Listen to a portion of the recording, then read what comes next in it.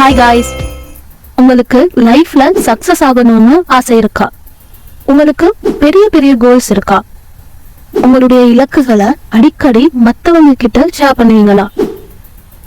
அப்படி நீங்க ஷேர் பண்றதுனால எவ்வளவு பெரிய ஆபத்துல மாட்டிக்கொள்றீங்கன்னு தெரியுமா? அப்படி தெரியாதுன்னா இந்த வீடியோ உங்களுக்கானது. நம்ம எல்லாருக்குமே பெரிய பெரிய இலக்குகள் இருக்கு. அதுக்காக நாங்க எங்களுக்கு தெரிஞ்ச வழியில நிறைய முயற்சிகள் பண்ணிட்டு தான் இருக்கோம். இருந்தாலும் ஏன் பைனான்சியல் ரீதியில குரோத் ஆக முடியல, இலக்குகள் அடைய தாமதமாகுது, இருந்த நிலையை விட இன்னும் மோசமாத்தான் போறதுமே தவிர எந்த ஒரு நல்ல மாற்றத்தையும் கண்டபாடில்லையே எல்லாம் யோசிச்சுட்டு இருக்கிற ஆளா நீங்க? அப்போ உங்களை அறியாமலேயே நீங்க பண்ணக்கூடிய 5 மிஸ்டேக் பத்தி தான் இந்த வீடியோல பேச போறோம். அந்த 5 விஷயத்துல உங்க வாழ்க்கையில நீங்க எதை பண்ணிட்டு இருக்கீங்கன்னு கண்டுபிடிங்க. அதை கண்டுபிடிச்சு அதை மாத்திக்கிட்டீங்க அப்படின்னா கண்டிப்பா உங்க வாழ்க்கையில நீங்க நினைக்கிற மாற்றம் கூடிய சீக்கிரம் வரும்.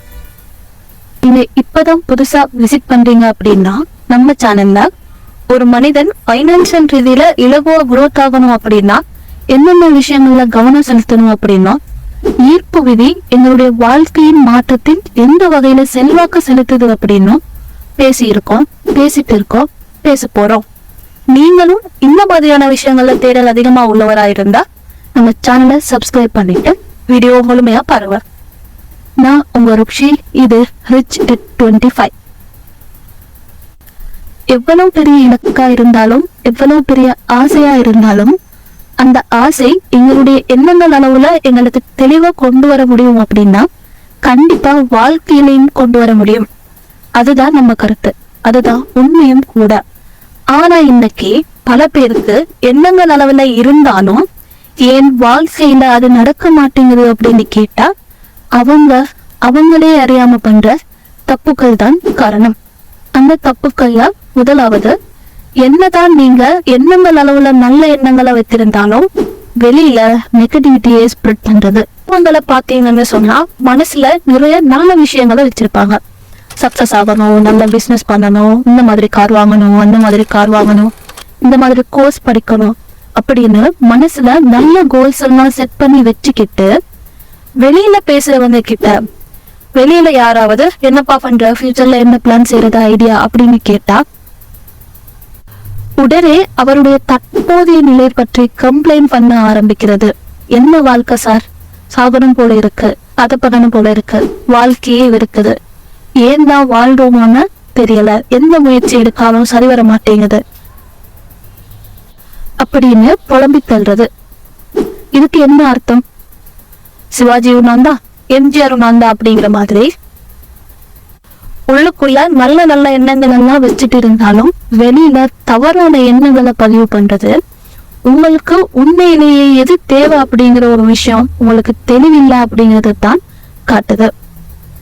இப்போ உங்களுக்கு எதை கொடுக்கணும் அப்படின்னு வாழ்க்கை கன்ஃபியூஷன் ஆகுமா இல்லையா?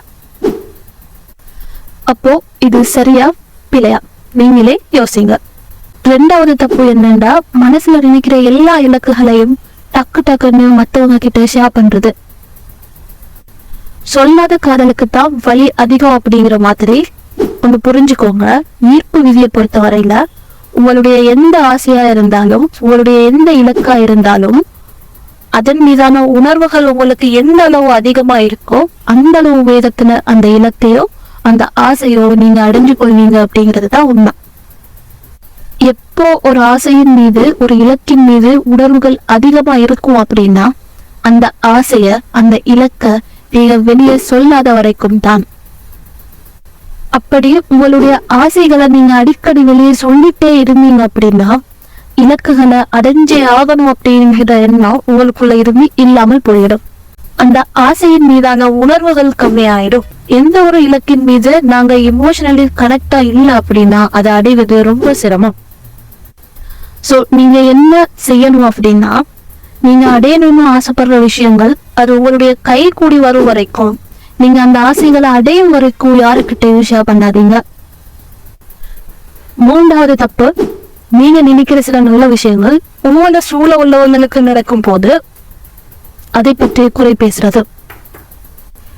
நீங்க வீடு வாங்கணும்னு நினைக்கும் போதோ, அல்லது நீங்க கார் வாங்கணும்னு நினைக்கும் போதோ, அல்லது நீங்க பைனான்சியல் ரீதியில குரோத் ஆகணும்னு நினைக்கும் போதோ, அந்த விஷயங்கள் உங்களுக்கு நடக்காம உங்களை சூழ உள்ளவர்கள் கார் வாங்கும் போது, வீடு வாங்கும் போது, பிசினஸ்ல நல்லா குரோத் ஆகும் போது, பைனான்சியல் ரீதியில நல்லா குரோத் ஆகும் போது, அவங்கள பார்த்து அவங்களுடைய வளர்ச்சியை பார்த்து குறை பேசுறது, அவன் அப்பங்காசுல சம்பாதிக்கிறான், அவன் குறுக்கு வழியில பண்றான், தப்பான வழியில தொழில் பண்றான், இப்படி பண்ணலன்னா அவனுக்கு இப்படி நடந்திருக்காது அப்படின்னு ஒரு தப்பான கண்ணோட்டத்துல பாக்குறதும், அதை பற்றிய தவறான தகவல்களை மத்தவங்க கூட ஷேர் பண்றதும் நிச்சயம் உங்க வாழ்க்கையில நீங்க இன்னும் கீழே போறதுக்குரிய காரணமே தவிர ஒரு நாளும் உங்களுக்கு நல்ல மாற்றங்கள் நடக்காது.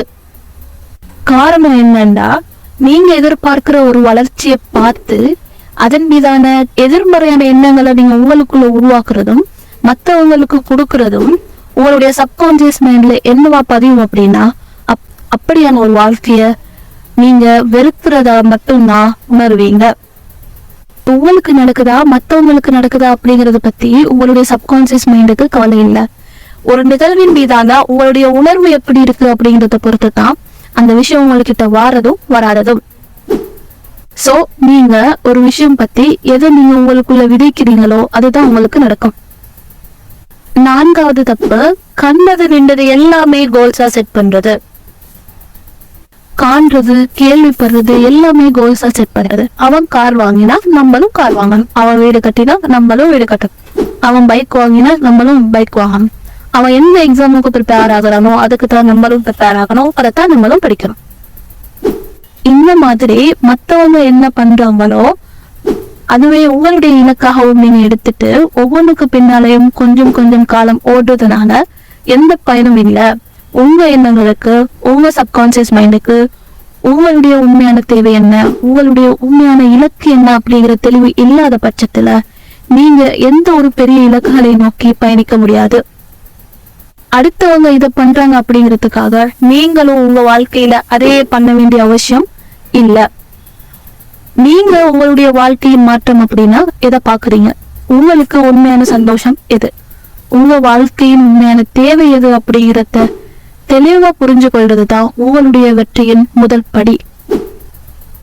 அதுதான் உங்களை ஒரு நிலையான வெற்றிக்கும் ஒரு அமைதியான ஒரு சந்தோஷமான வாழ்க்கைக்கு கூட்டிட்டு போகுமே தவிர பாக்குற எல்லாத்துக்கும் ஆசைப்பட்டுட்டு இருந்தா கடைசி வரைக்கும் ஆசைப்பட்டுட்டு மட்டும்தான் இருக்க முடியும்.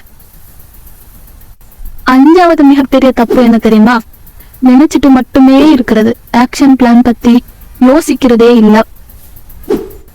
எண்ணங்களுக்கு எந்த அளவு வேல்யூ இருக்கோ, எண்ணங்கள் எந்த அளவு உங்க வாழ்க்கையில பிரதிபலிக்குமோ, எந்த அளவு உங்க வாழ்க்கையில மாற்றத்தை ஏற்படுத்துமோ அதை விட பல மடங்கு அதிகம் ஆக்ஷனுக்கு, செயல்களுக்கு மதிப்பிருக்கு. செயல்கள் உங்க வாழ்க்கையில மிக பாரிய பங்கு மாற்றத்தை ஏற்படுத்தும். இந்த மாதிரி ஆகணும் அந்த மாதிரி ஆகணும் அப்படின்னு யோசிச்சுட்டு மட்டும் இருந்து எந்த இது செயல்களும் செய்யாம இருந்தா அது வெறும் பகல் கனவு காண்ற மாதிரி தான். இந்த மாதிரியான இலக்குகள் எல்லாம், இந்த மாதிரியான கனவெல்லாம் எனக்குள்ள இருக்கு. ஆனா அந்த கனவு அடையறதுக்கு இன்னைக்கு என்னால என்ன முயற்சியை ஆரம்பிக்க முடியும்னு யோசிக்கிறது தான் 1வது கட்டம். என்னோட இலக்குகளை அடையறதுக்கு இன்னைக்கு என்னால என்ன பண்ண முடியும்னு யோசிச்சு அந்த சிறிய முயற்சிய இன்னைக்கு போட ஆரம்பிக்கிறது தான் சரியான பாத்திரைய, உங்களுக்கான ஒரு சரியான பாத்திரைய கண்டுபிடிக்கிறதுக்கான ஒரே வழி. ஓகே காய்ஸ், உங்களுக்கு இப்ப புரிஞ்சிருக்கும்னு நினைக்கிறேன். நான் எவ்வளவு தான் ட்ரை பண்றேன், எவ்வளவு விஷயங்களை யோசிக்கிறேன், ஆனா என்னுடைய வாழ்க்கையில ஒரு நல்ல விதமான மாற்றத்தை காணவே முடியல அப்படின்னு யோசிக்கிறவங்களுக்கு இது ஒரு நல்ல பாடமா இருக்கும். இந்த விஷயங்கள்ல ஏதாவது ஒரு தப்ப நீங்க பண்ணிட்டு இருக்கீங்க அப்படின்னு நீங்க தெரிஞ்சுக்கிட்டீங்கன்னா கண்டிப்பா அந்த விஷயங்கள்லாம் மாற்றிக்கொள்ளுங்க. அந்த மாற்றம் நீங்க உங்களுடைய வாழ்க்கையில மிகப்பெரிய வெற்றி அடைகிறதுக்கான உந்துதலை உங்களுக்கு கொடுக்கும். இந்த மாதிரியான தவறுகள் உங்க வாழ்க்கையில நீங்க பண்ணிட்டு இருக்கீங்க அப்படின்னா அட்லீஸ்ட் ஒரு 1 வீக்குக்கு இந்த மாதிரியான விஷயங்கள்ல இருந்து தவிர்ந்து இருந்து பாருங்க. அப்போ உங்க மனநிலையில ஏற்படுற தெளிவோ அதுதான் உங்களுடைய மாற்றங்களுக்கு மிகப்பெரிய சக்தி. சில விஷயங்களை மாற்றணும் அப்படின்னா சில விஷயங்களை நீங்க செஞ்சுதான் ஆகணும். ஐ ஹோப் நீங்க ஸ்டார்ட் பண்ணுவீங்கன்னு நம்புறேன். இந்த வீடியோ உங்களுடைய எண்ணங்கள்ல ஒரு மிகப்பெரிய மாற்றத்தை ஏற்படுத்தியிருக்கும் அப்படின்னு நீங்க நினைச்சீங்கன்னா இந்த வீடியோ லைக் பண்ணுங்க, ஷேர் பண்ணுங்க, கமெண்ட் பண்ணுங்க. மறக்காம நம்ம சேனலை சப்ஸ்கிரைப் பண்ணுங்க.